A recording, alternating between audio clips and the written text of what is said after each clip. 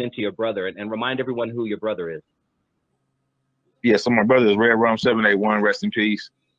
Yeah, just I remember just him just coming to me and letting me know about the album and just, you know, telling me that he gonna get me on some songs and he want me to come to the studio. And, you know, I just remember the first day I was going to the studio and, you know, having the conversation about what's gonna happen and everything that transpired, and Ronnie just filling us in and telling us what he expected of us, and you know, pretty much that's about it. And you know, the excitement of us actually doing a record, you know, being so young. I just remember that feeling, you know. I got a question for you right quick, John. Mm-hmm. Is there only one? Obviously, yeah, go ahead. Yeah, there's only a Red Rum. No, there's not only one Red Rum. There's a lot of Red Rum, but okay. It's only one Red Rum 781. Okay, because one of you called me from jail all the time. And I had my club in Inglewood. He was supposed to be getting out. I just wondered about with him and I. He was pretty. He was actually from Anthony, if I'm mistaken. He might have been from Anthony. No, yeah, no, that's two different Red Rums. Just checking. Do you think? Yeah. Keep talking. Yeah. No. His brother, man, Red Rum 781. Every time I came across him, you know, I didn't come across him much, but I remember him just dropping jewels and always helping people around him. That's kind of what I remember about him, and people who know him, and just kind of, you know, being in his presence a couple of times, man. But what did Red Rum 781? How did he approach you and talk to you about this album? He's like, man, we got a Bangin' on Wax, Crips Blood thing. Did he bring it to you like as a peace thing that you guys are going to be dissing each other? What do you remember about that conversation? Yeah, well, basically, he always was doing his music stuff, so nothing really surprised me with him because he was always grinding his music. So he had a deal before this deal. Yeah, even at 16, he had a deal. So when he told me about this one, I just was like, okay, well, I'm not the type of person to get too excited about things. I don't get excited about celebrities. I don't get excited. You know, I mean, not saying I don't get excited, but that type of stuff, I just be like, well, I'll see it when I believe. I'll believe it when I see it, type of thing. So, you know, I was a little excited, but I'm like, you know, I'll wait till we get there and then let's see how it goes. And so, yeah. So once everything started transpiring, it was cool. And I met Tweety. I've been knowing Tweety for a long time though. He's been knowing me since I was a real youngster. So I've been knowing him because him and my brother was signed to like a label before Bangin' on Wax. Okay. Piru Love, arguably the artist, the most popular song on that album. I mean, every Crip I knew was bumping Piru Love. It was that popular. You know, you were part of that song. You were on the song in the video.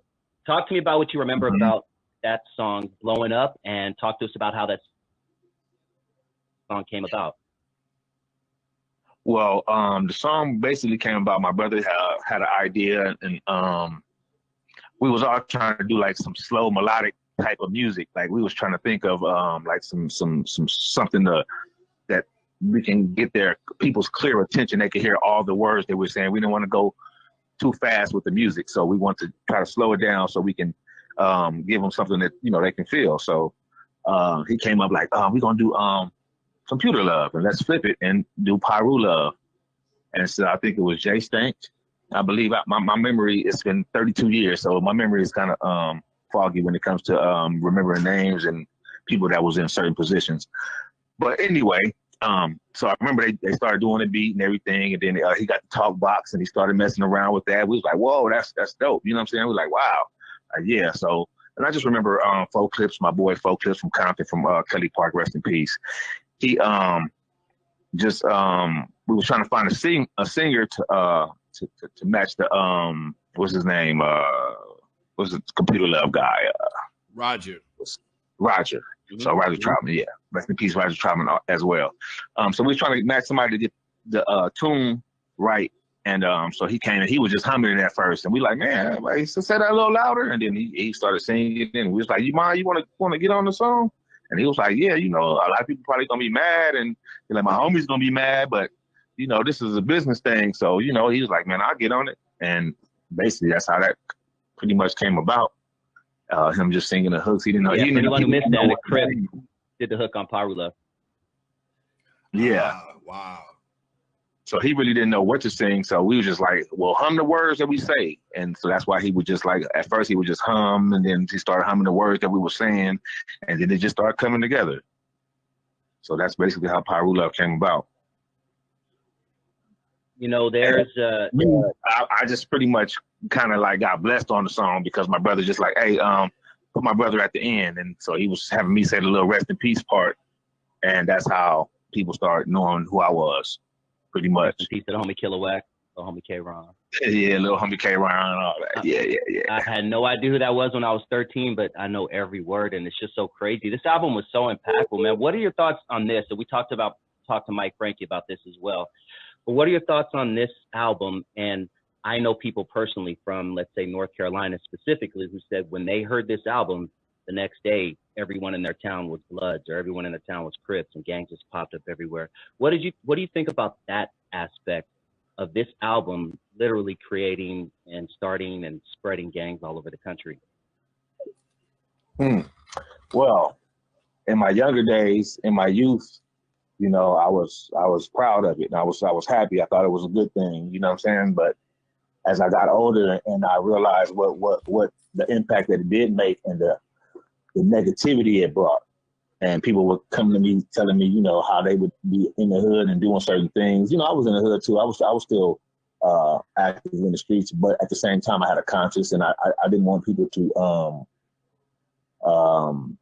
believe that that's the way to go. And you know, even though we was glorifying it, it was just that we were so young, and that's what we was into, and that's the life we live. You know, so we just thought that was what we want to talk about. So that's pretty much how that went. So I'm not happy about it, and I don't glorify. I don't appreciate. I mean, not appreciate, but I don't think that it was a good thing. I think it really did more harm than good, because you know, us black folks, we got to stick together, and that was something that just divided us even more. So that's how we pretty much feel about that. Yeah. What's next for you, man? I know you just started a YouTube channel. You have a lot going on. Tell us about what you have going on right now.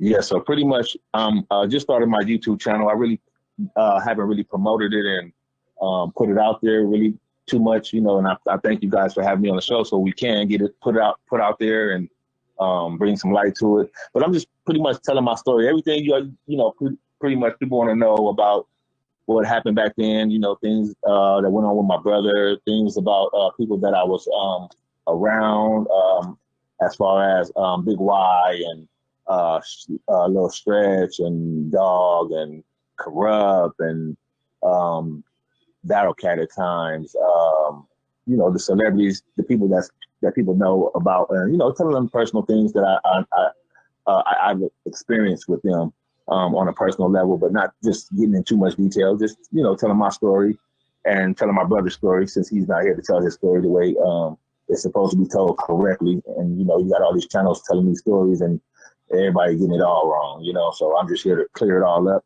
I was the quiet dude, but now it's kind of time for me to kind of come out there and let everybody know, you know, what's really going on, and tell the true stories about things that happen and why things happen, and some things I don't know why certain things happen. So I just want to, you know, get some clarity on what's going on with that, and myself as well.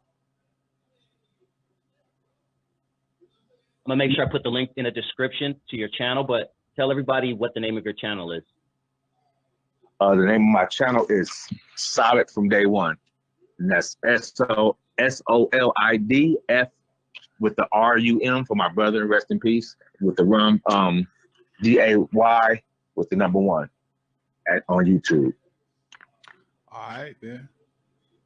Tell your story, Doc. Don't let nobody tell it for you. Day one, Lil Leak, man. It's always a pleasure, dude. I appreciate y'all. Appreciate you, man. That's right. All right. Tell your story. Thank you, man. Thank y'all again. All right, brother. Solid from Day One. Make sure you guys subscribe to his channel. Peace, man. Right, peace. All right, we got 2 good interviews. Real West Coast hip hop right here, Lonzo. Say what now? Don't get no realer, baby. Man, the real West Coast hip hop right here. That's what I love about this show, man. We get interviews that nobody else gets. And people get bigger interviews, but we get the interviews out the mud. The cats that don't get to shine, that was their day one, and you know, folks that really made a major impact, but just kind of the sunshine just kind of hit him on the ass, not on the head. We put some light on it, baby. That's the sunshine hit him on the ass or not. You got some sayings for your ass, bro. Hit you, sunshine hit you on the ass, not in the head. It ain't the same, baby. It ain't the same. I love that. Any last words before we wrap it up? Man, just look for the documentary N.W.A. Not Without Lonzo coming to a streaming channel near you. If you haven't seen it yet, check out Eve After Dark on YouTube, Amazon, and Tubi, y'all. That's about it right now, man. I tell you, I was getting an award at the end of this month.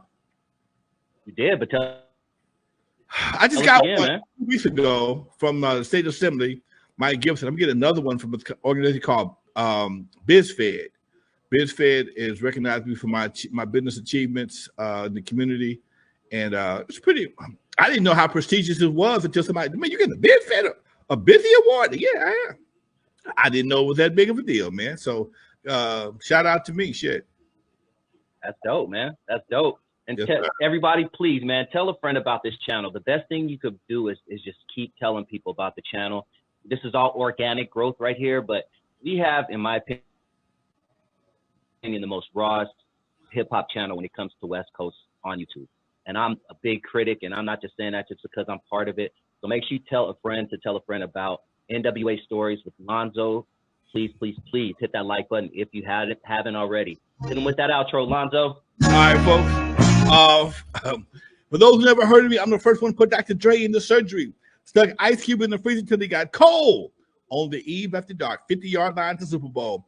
In the movie Straight Outta Compton, they played me like a hater of rap. Don't believe that Hollywood bullshit because it was all cap. My history goes deeper than you will ever know. Just remember that N.W.A. stands for Not Without Alonzo. Peace, folks.